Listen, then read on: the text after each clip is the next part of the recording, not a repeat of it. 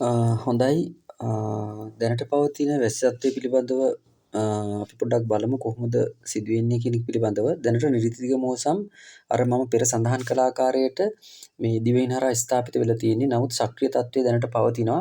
එතකොට මේ ස්වභාවය තව දින කිහිපයක් ඉදිරියට පවතින්න පුළුවන්. මොකද මෝසම මේ සක්‍රිය වුණාන් පස්සේ සාමාන්‍යයෙන් දින 4ක් 5ක් ඉදිරියට ඒ සක්‍රිය තත්ත්වයෙන් පවතිනවා. ඉතින් මේ හේතුව මත 16 වෙනිදා දක්වා වගේ මේ නිරිත දිග කොටසට විශේෂයෙන්ම දිවයිනේ බස්නාහිර, සබරගමු, දකුණු ඒ වගේම තමා වයම් පළාත්වලත් සහ මධ්‍යම පළාතේ විශේෂයෙන් මධ්‍යම පළාතේ බටහිර කොටසට මෙම වැසි තත්ත්වය තදින් බලපැවැත්වෙනවා. මොකද වැසිවල වරින් වර අඩු වැඩි වීමකුත් බලාපොරොත්තු වෙන්න පුළුවන්.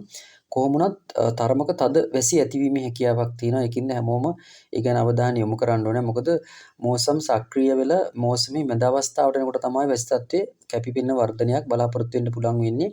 ඒකින්ද අද 13, 14, 15 වන දිනවල නිරිත දිග කොටසේ වැසි තත්ත්වය කැපිපෙනෙන වර්ධනයක් තියෙනවා. ඒ වගේම තමයි මධ්‍යම කඳුකරේ බටහිර බෑවුම් වල ප්‍රදේශවලට ඇති වෙන තද වැසි නිසා විශේෂයෙන් නුවරඑළිය සහ මධ්‍යම පළාතේ නැගෙනහිර කොටසට මහනුවර දිස්ත්‍රික්කයේ නැගෙනහිර කොටසට පවතින වැසි නිසා නායයන් වගේ අනතුරු ඇඟීම් සිදුවීමේ හැකියාවක් තියෙනවා. පස් කඳු කඩා වැටීම්, නායයන් වගේ දේවල්.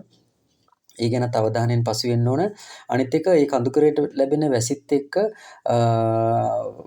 කඳුකර පහත් ප්‍රදේශවල ගංගාතුර තත්ත්වය ඇතිවීමේ අවදානමකුත් තියෙනවා. ඒකින්ද මේක මුලින්ම දැනගන්න.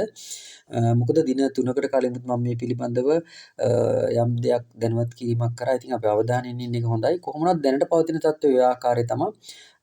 ඉදිරියට අපි වෙනසක් වුණොත් කාලගුණයේ යම් වෙනසක් වුණොත් මම මගේ channel එක කරා මම දැනුවත් වීම කරන්නම්. ඉතින් හැමෝම මේ ගැන අවධානයෙන් හිටියට හැමෝගෙම ඉල්ලීමක් කරනවා. අපි අවධානයෙන් හිටියොත් අපි මේ දේවල් ගොඩක් දේවල් අපිට වළක්වා ගැනීමේ හැකියාවක් තියෙනවා කියන එක තමයි කියන්න තියෙන්නේ. හොඳයි.